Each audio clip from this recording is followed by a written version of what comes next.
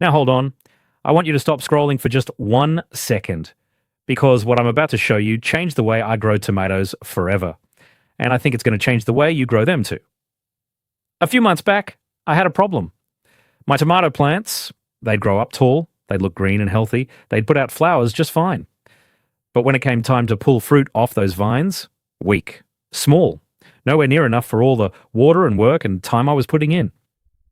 And I kept asking myself the same question every single season: what am I missing? What are these plants not getting? Well, I found the answer, and it was sitting right there in my kitchen the whole time. Something that costs less than 50 cents. Something that most folks toss straight in the trash every single week without thinking twice about it. I buried it under my tomato plant, and 30 days later, the roots on that plant were nearly 3 times bigger than the plant sitting right next to it. Same soil, same water, same sun. The only difference was that one thing I buried 4 inches down at planting time. Now, I know that sounds like something off the back of a seed catalog, so I ran the test myself. 30 full days, 2 plants side by side, one got the treatment, one didn't, and I wrote down everything I saw on day 7, day 15, and day 30. You're going to see every bit of it before this video's done. But right before we get into it, if you're the kind of person who'd rather get your hands in the dirt and try something than just read about it in a book, hit that subscribe button right now, because every week I'm out here running real tests in real soil and showing you honest result. No greenhouse, no fancy setup, just a regular garden and a lot of curiosity. And while you're down there, drop a comment and tell me, what do you think this kitchen waste is? I want to see how many of you guess it before the reveal. Alright, let's get into it. Now here's the first thing I want you to understand, and this is the piece that most beginner growers miss completely. When you think about your tomato plant, you probably think about what's above the ground. The leaves, the stem, the flowers, the fruit. That's what you see. That's what you're watching every day when you walk out to the garden. But every old farmer will tell you the same thing. The real work happens underground. The roots are everything. Think of your roots like the hands of the plant. Every drop of water sitting in that soil, every bit of nitrogen, every mineral, the roots have to reach out and grab it. If your root system is small and tight, your plant is only getting a fraction of what the soil has to offer. It's like trying to water a whole field through a garden hose. Plant's working hard, but it ain't getting fed right. But when your roots spread out wide and deep, when you've got a big, healthy, aggressive root system going, now your plant can drink from everywhere. It can pull nutrients from a wide area. It can go deep when the top of the soil dries out. And everything it pulls up goes straight into making more tomatoes, bigger tomatoes, and sweeter tomatoes. That's the whole game. Roots first. Everything else follows. And here's what makes tomatoes special compared to a lot of other vegetables. Tomato roots, when the conditions are right, are some of the most aggressive root growers in the garden. They will spread out 3, 4, sometimes 5 feet in every direction if you let them. But they need the right environment. They need something in the soil that tells them to grow fast and go deep. And that's exactly what this kitchen waste provides. Now, let me walk you through how I set up the test so you can see I did this fair and square. I took 2 tomato seedlings, same variety, started from the same seed packet, same age when I transplanted them. I planted both in the same type of garden soil, same spot, same sun hitting both of them all day, same watering schedule, same amount of water, same time every day. I measured it out. I wasn't guessing. The only difference between those 2 plants was this. When I put the treatment plant in the ground, I dug the hole about 4 inches deeper than normal. I put the kitchen waste at the bottom of that hole, covered it with 2 inches of soil, and then set the seedling in on top. The control plant went in the ground the normal way. Nothing added, just good soil. And then I left them alone and I watched. I checked them every single day. I measured stem thickness, I measured height, I looked at leaf color and leaf spread, and at day 7, day 15, and day 30, I carefully dug down along the edge of each root ball to look at the roots without tearing them up. I took photos every time. I wrote everything down in a notebook. I'll be honest with you, I went into this test a little bit skeptical. I'd heard old-timers talk about this trick for years, but I'd never seen anybody prove it out in a real side-by-side comparison with tomatoes. So I figured I'd do it myself and let the plants tell me the truth. Alright, you've been waiting long enough. Let me tell you what the kitchen waste is. Fish scraps. The heads, the bones, the guts, the parts that are left over after you clean a fish in the kitchen. The stuff that most people bag up and throw straight in the trash or flush down the drain. In some places, you can also get fish scraps from a fish market or a butcher counter counter for almost nothing. Sometimes they'll give them to you free just to get rid of them. We're talking about something that costs 50 cents at most, and most of the time costs you nothing at all. Now, I know some of you old-timers are already nodding, because this is not a new idea. Native American farmers were burying fish under their corn and squash hundreds of years before any of us were born. They called it the Three Sisters method, and it fed entire communities. The knowledge never disappeared, it just got forgotten by most modern gardeners. And I'm here to tell you, it works just as well today as it ever did. But stay with me, because I'm going to tell you the science behind why it works. And when you understand the why, you become a better grower for the rest of your life. Fish scraps are one of the most nutrient-dense things you can put in your soil. When fish breaks down underground, it releases a combination of nutrients that very few other things can match. First, nitrogen. And not just a little. Fish is loaded with nitrogen, which is the single most important nutrient for root development in young tomato plants. Nitrogen is what tells a plant to grow aggressively, push out new cells, and expand in every direction. Second, phosphorus. Phosphorus is the root nutrient. It is specifically responsible for root branching, root length, and root cell strength. When phosphorus is available right where the roots are growing, the plant responds by sending roots out in every direction looking for more of it. Third, calcium, and a full range of trace minerals that most synthetic fertilizers don't even include. Fish contains the same minerals that are in ocean water, the same minerals that have been feeding plant life on this earth since the beginning. But here's the thing that makes burying whole fish scraps different from buying a bottle of fish emulsion at the garden center. When you bury raw fish scraps in the soil, the breakdown is slow. Over 2 to 4 weeks, the fish decomposes and releases its nutrients gradually, deep in the root zone, exactly where young roots are developing. It feeds steady and deep, and that slow release is what drives that aggressive root expansion. The roots literally follow the nutrients down and out, building a massive underground network in the process. A liquid fertilizer applied on the surface, it washes down a few inches and then it's gone. Buried fish scraps, they keep feeding for the entire first month of the plant's life, which is the most critical growth window you've got. Now, let me tell you exactly how to do this the right way so you get the same results I did. When you're ready to transplant your tomato seedling, dig your hole about 4 to 6 inches deeper than normal. Take your fish scraps, a small handful is enough, you don't need a whole fish, and place them at the very bottom of the hole. Lay them flat. Then cover the fish with 2 full inches of soil before you set your seedling in on top. That buffer between the fish and the root ball is important. You don't want raw fish sitting directly against tender young roots before the breakdown process has started. 2 inches of soil between the fish and the root ball. Then plant your seedling normally, fill the hole, water it in deep. That is the whole process. Takes 3 minutes at planting time. Now, before I show you the results, I need to talk about the mistakes, because if you do this wrong, you can create more problems than you solve. And I want you to go into this with your eyes open. Mistake number 1, not burying it deep enough. This is the biggest one. If you put fish scraps in the top 2 or 3 inches of soil, you are going to have every dog, raccoon, and pest in your neighborhood digging up your garden within 24 hours. 4 to 6 inches minimum. At that depth, the smell is contained. The soil covers it completely, and the animals can't detect it easily. Do not skip this step. Dig the hole deep. Mistake number 2, using too much fish at once. You don't need a whole fish. A small handful of scraps, a fish head or a few tablespoons of guts and bones is enough for one tomato plant. More than that, and you risk creating a pocket of anaerobic decomposition that can actually produce gases harmful to young roots. A little goes a long way. Enough to feed, not so much that it overwhelms. Mistake number 3, burying it too close to the stem. Keep the fish scraps centered under the root ball, directly below where the plant is going in. Don't dig off to the side and bury it next to the stem at surface level. You want the roots growing down toward it, not sideways into it from ground level. Below and centered is the position. Mistake number 4, trying to add more mid-season by digging next to an established plant. Once your tomato is in the ground and growing, don't dig alongside it to add more fish. You'll damage the roots you've spent a month growing. If you want to feed mid-season, use a liquid fish emulsion diluted in water and apply it to the soil surface. But the buried scraps at planting time are the foundation. Get that right and you are set for the season. All right, the results. Day 7. I'll be straight straight with you. When I came out on day 7 and looked at both plants standing side by side, I didn't see much difference above ground. They were almost the same height, same leaf color, same stem thickness to the eye. And honestly, I started wondering if this was going to be one of those tests where nothing dramatic happens. So I got down on my knees and I carefully dug alongside each root ball just enough to see what was happening underground without disturbing the plants. And that's where the story started. The control plant had a clean, healthy root system. White, firm roots going straight down. Good, solid growth for 1 week in the ground. But the treatment plant, the one sitting over the buried fish scraps, had already started doing something different. The roots had pushed down toward the fish faster than they were pushing in other directions. There were already fine feeder roots branching off the main root in multiple directions, more of them and at more angles than the control. The fish scraps below had started to break down. The soil around them was darker, and when I put my hand near the hole, I could feel the warmth of decomposition happening. Microbes were working. The soil was alive in a way that the control plant soil wasn't yet. Day 15. This is where it started getting obvious. Above ground, the treatment plant had jumped ahead, about 2.5 inches taller, and the difference in stem thickness was something you could see just standing there looking at them. The treatment plant stem was stouter, thicker at the base, the kind of stem that tells you the plant is moving a lot of material up from the roots because the roots have a lot to send. The leaf color on the treatment plant was also deeper, a richer, darker green, which is a direct sign of higher nitrogen uptake. The control plant was healthy, the treatment plant was thriving. When I checked the roots at day 15, the gap had grown considerably. The control had a decent root ball, spreading out and downward in a normal pattern. The treatment plant had roots going everywhere, out wide, down deep, branching repeatedly into layers of fine feeder roots that covered a surface area clearly larger than the control. The fish scraps at this point were mostly broken down. What was left was a dark, rich, decomposed organic matter that the roots had grown around and through. The soil in that whole zone was darker and more alive than anywhere else in the bed. Day 30. I want you to picture standing in the garden looking at 2 tomato plants side by side. Treatment plant is 4 inches taller than the control. The leaves are noticeably broader and darker. The flower clusters on the treatment plant are bigger and there are more of them. And when I pulled both plants to do the final root comparison, laying the root systems out side by side on the ground, the difference was something I wasn't fully prepared for, even knowing what I'd seen building over the weeks. The control plant had a healthy, well-developed root system. Normal, good roots, the kind you'd be happy with in any garden. The treatment plant had a root ball that was close to 3 times larger in volume, wider spread, deeper reaching, more layered, more branched, more feeder roots covering more soil. 3 times. All from a small handful of fish scraps buried at planting time 30 days earlier. And at the time I'm filming this, the treatment plant is already carrying more developing tomatoes than the control plant because those roots are feeding the whole plant at a level the control plant simply cannot match. So would I do this again? Every single planting, every single season, without question. This is one of those things that costs you almost nothing, takes 3 minutes at transplant time, and produces results that follow your plant all the way through the growing season. The roots you build in the first 30 days are the foundation your entire harvest sits on. Get the roots right, and you've done the most important work. If you're putting tomatoes in the ground this season, find some fish scraps, bury them 4 to 6 inches down under every plant you transplant, and watch what happens. If you don't clean your own fish, ask at your local fish counter or fish market. A lot of times they will give you the scraps free. We're talking about something that was going in the trash that will feed your tomatoes better than most products on the shelf at the garden center. This works on more than just tomato. Corn was the original crop people used this on, and it responds beautifully. Peppers, squash, cucumbers, melons, any heavy feeder with an aggressive root system is going to respond to this. Tomatoes show the result most dramatically because they are such strong root growers. But don't stop there. Try it across your whole garden this season. And if you're growing in containers, this works in pots too. Make sure your container is at least 12 to 14 inches deep so the fish scraps have room to sit underneath the root ball without being too close to the surface or the drainage holes. Same process, bury deep, cover with 2 inches of soil, plant on top. One last thing before I let you go. If you made it all the way through this video, that tells me something about you. You're not just gardening to pass the time. You actually want to know what's happening in your soil. You want to know why things work, not just that they work. And that kind of curiosity is what separates a gardener who gets a decent harvest from one who gets a great one year after year. So here's what I want you to do right now. now. Go down to the comments section and leave me a comment. Tell me if you're going to try this. Tell me if your grandfather or your grandmother used to do something like this, because I know a lot of the old timers in this audience have heard of burying fish before. Tell me what you grow and what questions you have about your specific setup. I read every comment on this channel and I answer as many as I can, because that is what this is about. Real growers sharing real knowledge with each other. That's the only way this kind of information stays alive. And if you are not subscribed yet, hit that button right now. Every week I'm out here in this garden running real tests and showing you the honest results. Nothing sponsored, nothing I'm being paid to push on you. Just what actually works when you put it in the ground and give it time. Subscribe and you will not miss the next one. Alright, go find yourself some fish scraps, dig deep, plant on top, and go grow something worth eating. I'll see you in the next one.